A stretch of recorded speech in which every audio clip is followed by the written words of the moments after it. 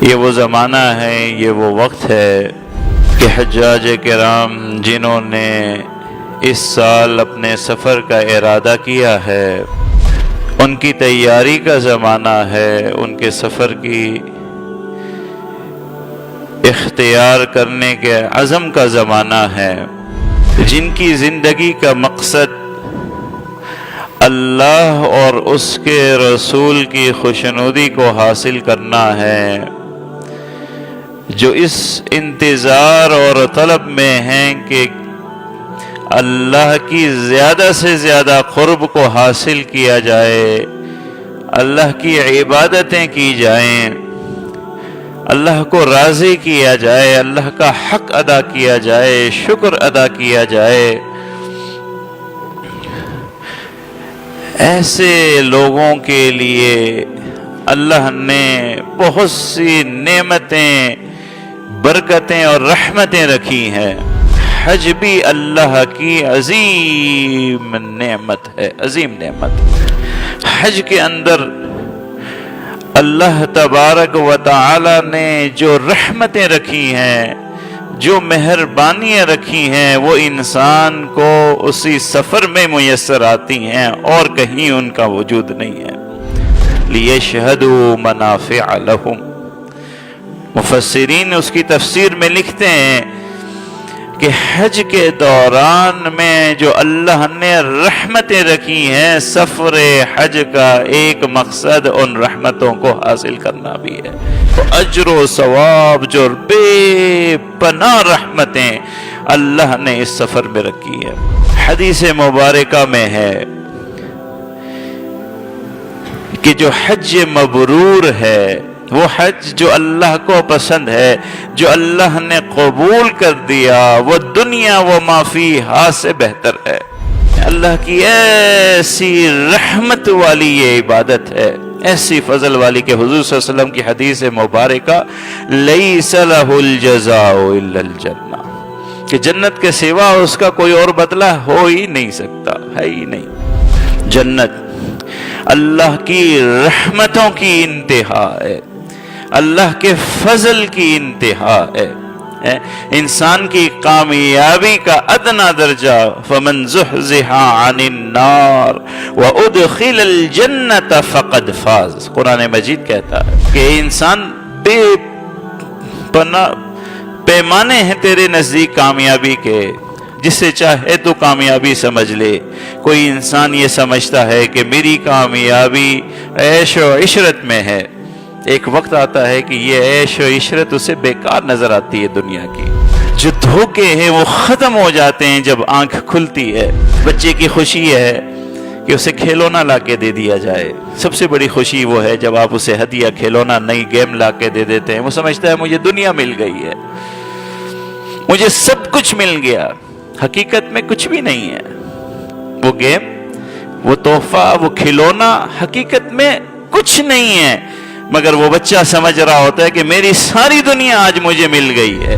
جب وہی بچہ تھوڑا بڑا ہو جاتا ہے، بڑا ہو گیا، اب اسے لا کے دیجئے گیم، وقت کے ساتھ بدل گیا، خوشی کا نظریہ بدل، اب وہ اسی گیم کو اٹھا کے پھینک دے گا۔ یہ کیا کر رہے ہیں، میرے ساتھ مذاق کر رہے ہیں۔ وہی انسان بچپن میں جسے دنیا معافی ہاں سمجھ رہا تھا، بڑھاپے میں اسے بیکار سمجھتا ہے، یہ تو بیکار ہے۔ اب جو بڑھاپے میں جسے سمجھ رہا ہے، آنکھ بند ہوگی تو پھر وہ پتہ چلے گا کہ وہ بھی بیکار ہے، وہ بھی بیکار ہے۔ یہ دنیا کا سفر جاری رہے گا۔ جسے بچپنے میں قیمتی سمجھتے تھے آج وہ بے قیمت ہے، جسے جوانی میں قیمتی سمجھتے تھے وہ بڑھاپے میں بے قیمت ہے، جسے ساری زندگی قیمتی سمجھتے رہو گے، آنکھ بند ہوگی تو وہ بھی بے قیمت ہو جائے گی۔ انسان کی تو سوچ ایسے ہی ہے۔ حقیقت تو یہی ہے کہ دنیا بے قیمت ہے، ضائع ہو جانے والی ہے۔ اس کے پیچھے کیا انسان اپنی زندگی کو لگائے، اس کے پیچھے کیا اللہ کی رحمتوں کو چھوڑے، عبادت کو چھوڑے، مگر اسے ماننے کو تیار نہیں ہے، اسے تسلیم کرنے کو تیار نہیں ہے۔ اے انسان، کامیابی جو بنا لے تو اپنے ذہن میں، حقیقت یہی ہے، گھوم پھر کے جس نتیجے پہ آئے گا وہ نتیجہ یہی ہے کہ کامیاب وہ انسان ہے کہ زحزح عن النار وادخل الجنہ۔ آج آ جائے اس نقطے پہ، جوانی میں اس نقطے پہ آ جائے، بڑھاپے میں اس نقطے پہ آ جائے، یہ مرنے کے بعد تو سبھی نے آنا ہے۔ فرعون بھی آ گیا تھا، جب وہ یہ انسان زندگی گزار کے جائے تو آگ سے بچا لیا جائے، ادخل الجنہ، جنت میں داخل کر لیا جائے، یہ کامیابی ہے۔ فرمایا جو حج کو چلا گیا، فلم یرفث، جس نے فسق نہیں کیا، فجور نہیں کیا، جھگڑا نہیں کیا، اور حج کر کے اس شرائط کے ساتھ واپس آ گیا تو رجع یوم ولدت امہ، اللہ اکبر، ایسی حالت میں لوٹے گا جیسا کہ ابھی اس کی ماں نے اس کو جنا ہے۔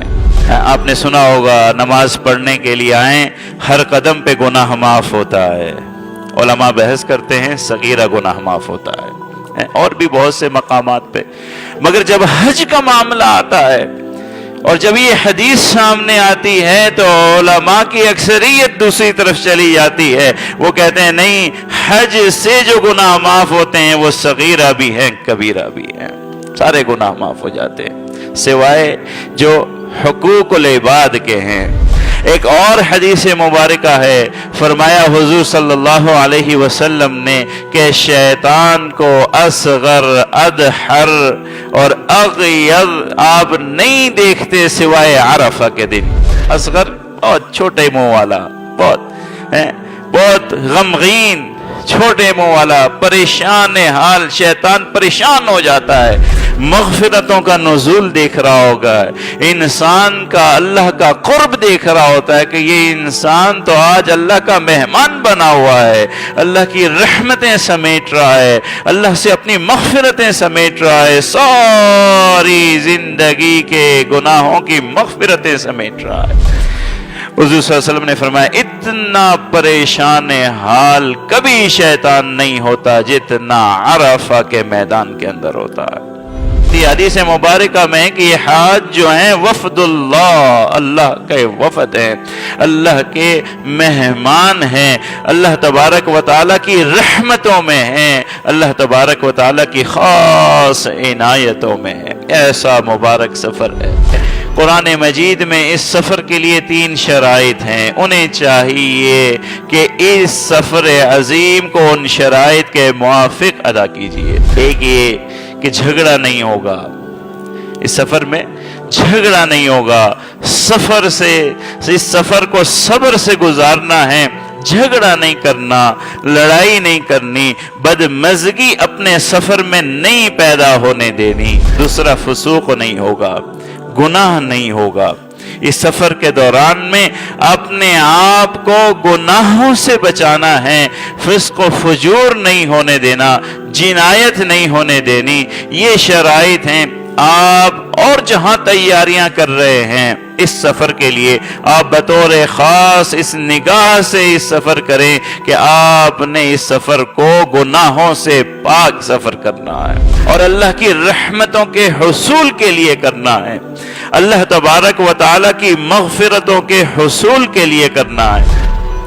یاد رکھیں بہت سخت جملے ہیں جو علماء نے نقل کیے ہیں کہ جس کے اوپر حج فرض ہو جائے وہ حج کو نہ جائے، پھر چاہیے کہ وہ یہودیوں کے مرے یا نصرانیوں کے مرے۔ اس سے زیادہ سختی نہیں ہو سکتی۔ قرآن مجید کی جو آیت مبارکہ میں نے تلاوت کی ہے وَلِلَّهِ عَلَى النَّاسِ حِجُّ الْبَيْتِ مَنِ اسْتَطَاعَ إِلَيْهِ سَبِيلًا۔ اب آگے اللہ کیا فرمانے وَمَنْ كَفَرَ، جو حج سے انکار کر دے۔ انکار 2 طرح کا ہے، ایک آپ مانتے ہی نہیں کہ حج پہ جانا چاہیے، اور ایک آپ جاتے ہی نہیں، مانتے ہیں مگر جاتے نہیں۔ فَإِنَّ اللَّهَ غَنِيٌّ عَنِ الْعَالَمِينَ۔ کیا الفاظ ہیں اللہ کے، کیا الفاظ ہیں۔ انسان اگر تجھے نہیں جانا حج پہ، تجھے نہیں اس کی اہمیت، تو فَإِنَّ اللَّهَ غَنِيٌّ عَنِ الْعَالَمِينَ، تو ایک انسان ہے، اللہ تو پورے عالم سے غنی ہے۔ गनीयुन अनिल आलमीन, अल्लाह सारे जहानों से गनी है, कोई एक पे भी ना जाए तो अल्लाह का कुछ कम नहीं होता। नाराजगी का अंदाज देखिए अल्लाह का, ये नाराजगी है। अल्लाह का फजल अगर इंसान से दूर हो जाए, अल्लाह की रहमत अगर इंसान से रोक ली जाए, तो ये इंसान तेरी सुबह शाम बिगड़ जाए, तेरी जिंदगी तबाह हो जाए। अल्लाह की इबादत से मुंह मोड़ोगे, बेरुखी करोगे, तवज्जुह नहीं करोगे, और जवाब में अगर अल्लाह ने अपनी रहमतें रोक ली, अपना फजल रोक लिया, अपना करम रोक लिया, कुली तौर पर नहीं, किसी एक मौके पर रोक लिया, औलाद के बारे में रोक लिया, औलाद नाफरमान हो गई, क्या करोगे? अल्लाह की देन से मिलता है, किसी को उसी दुकान से हजारों मिलता है, किसी को उसी दुकान से लाखों मिलता है। देने वाला अल्लाह है, कारोबार नहीं है। इस कारोबार के लिए अगर हज से रुक जाओगे, अगर अल्लाह ने इसी कारोबार से बरकत को उठा लिया तो क्या करोगे? बैठे रहना, फिर नहीं आएगा, फिर रिज़्क नहीं आएगा, बरकत उठ जाएगी। तो जो लोग जिन्हें अल्लाह ने साहिब इस्तिताअत बनाया है, ना उम्र को देखें, ना मसरूफियात को देखें, हज पर अल्लाह के लिए चले जाएं। आज भी अगर कोई साहिब इस्तिताअत है, हज अल्लाह ने उस पे फर्ज कर दिया है। कब फर्ज होता है हज? हज उस वक़्त फर्ज हो जाता है जब आप हज करने का सारा खर्चा आपके पास आपकी ज़रूरत से ज़ायद मौजूद हो। जब आप हज पे जाएंगे, पीछे घर वालों के लिए ज़ादे राह आपके पास मौजूद हो, रास्ता अमन वाला हो, जाने के लिए आपके पास सारे वसाइल मौजूद हों, हज आप पे फ़र्ज हो गया है। तो मेरे वो दोस्त, मेरे वो अहबाब जिन पर अल्लाह ने फ़र्ज कर दिया हज को, खुदा के लिए वो इस फरीज़े को मुअख्खर न करें। अल्लाह की नाराज़गी का सबब है इसे मुअख्खर करना, और खुदा ना खास्ता ज़िंदगी और मौत तो अल्लाह के हाथ में। बहुत से लोग तो ऐसे अंदाज से सवाल करते हैं कि दिल जल जाता है। मौलवी साहब, ये हज करना, उम्रा करना पैसों का ज़िया है या सवाब मिलता है?